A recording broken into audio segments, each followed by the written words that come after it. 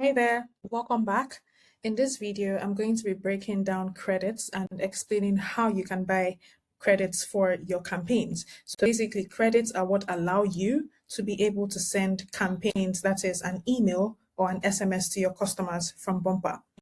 And each email costs 4 credits per email.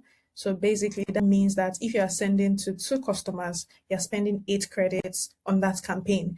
If you are sending to 10 customers, you're spending 40 credits on that campaign.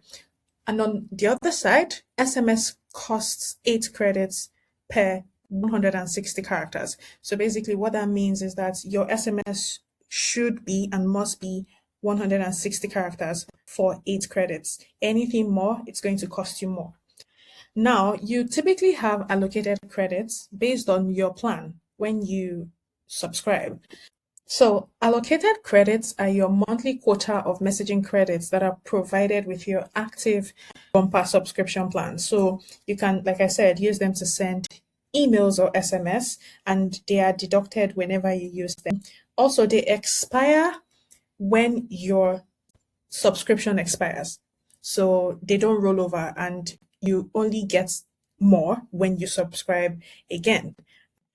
Now, purchased credits are the credits that you actually buy. So if your allocated credits has finished before your subscription ends, you can buy credits, you can get more credits. To do that, just come to the campaigns dashboard and click here on get credits. Now you can see the pricing, and here in the drop down menu, you can pick the option that you want. So let's say, for example, I want to buy 5,000 credits. Once you do this, just click on continue and you would see the details of your purchase. Once you click on pay, it opens up the payment portal and you can pay and you immediately get your credits allotted to you. And that's how to purchase credits on Bumper. Remember that you can use them to send emails, SMS to your customers. I'll see you in the next video.